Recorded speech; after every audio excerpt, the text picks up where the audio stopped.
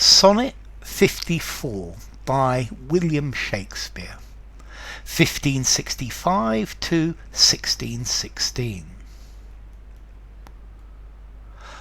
Oh, how much more doth beauty beauteous seem by that sweet ornament which truth doth give. The rose looks fair, but fairer we it deem, for that sweet odour which doth in it live. The canker blooms have full as deep a dye as the perfumed tincture of the roses. Hang on such thorns, and play as wantonly when summer's breath their masked buds discloses. But their virtue only is their show. They live unwoo'd, and unrespected fade, die to themselves. Sweet roses do not so. Of their sweet death are sweetest odours made, and so of you, beauteous and lovely youth. When that shall fade, my verse distills your truth. Okay, this is a sonnet from Shakespeare to the fair youth. This is talking about beauty and inner beauty. That beauty is but skin deep, but beauty is much more beautiful if a person is beautiful inside. And then Shakespeare starts talking about roses, and he talks about the cultivated rose, and he also talks about the dog rose, and he says that cultivated roses, they are remembered for their smell when they die, whereas dog roses, which are a wild rose, let's see, these dog roses, they do smell, but they don't have a nicer smell as as cultivated roses. And these die and are unremembered when they die.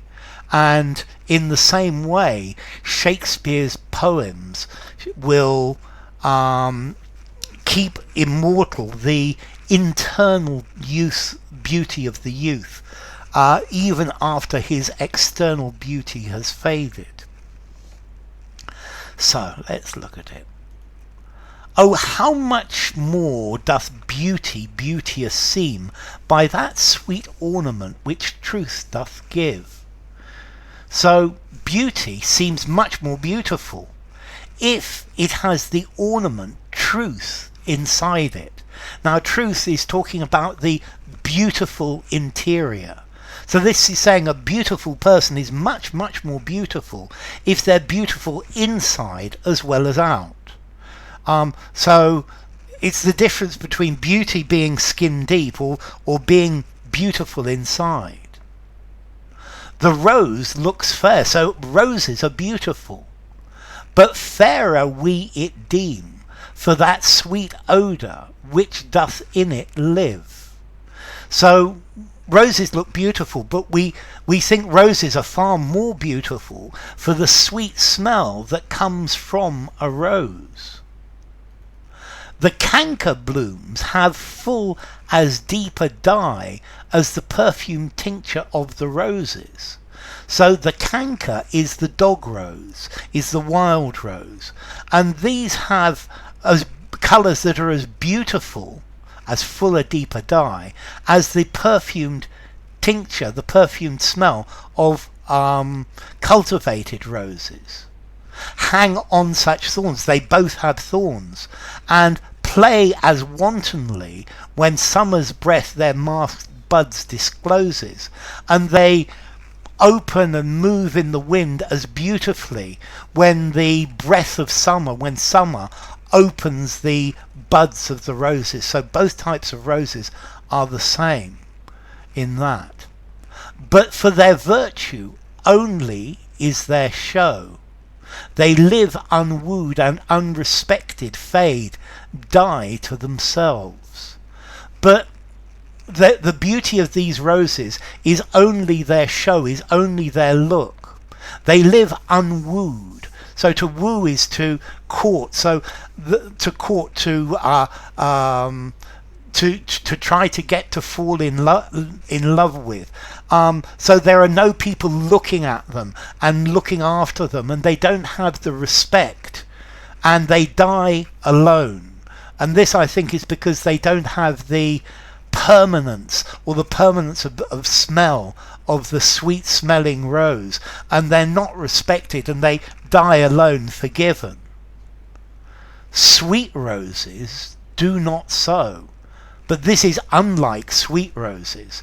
So as I said, the dog rose, it does have a smell, but it doesn't compare in any way to the smell of a cultivated rose. And in this, Shakespeare is saying that the dog rose, it just looks beautiful, but it doesn't have any more substance in it, whereas the sweet rose has the beautiful colour and the smell inside it as well. So it's got a beautiful exterior and a beautiful interior. Of their sweet deaths are sweetest odours made. So when these cultivated roses die, they release their smell, their true essence, into the world. Yeah, they release their sweet odour into the world. And so have you, beauteous and lovely youth. And the same is true for you, young man, beautiful young man. When that shall fade, when your beauty fades, my verse distills your truth. So my verse will be the distillation of your internal beauty, and therefore you will live forever, because my verse will also explain the beauty that is inside you, not both outside, but outside and inside at the same time. So enough. If you enjoyed the video, give it a rating, subscribe to my channel, and I will see you soon. Bye for now. Sonnet 54 by William Shakespeare.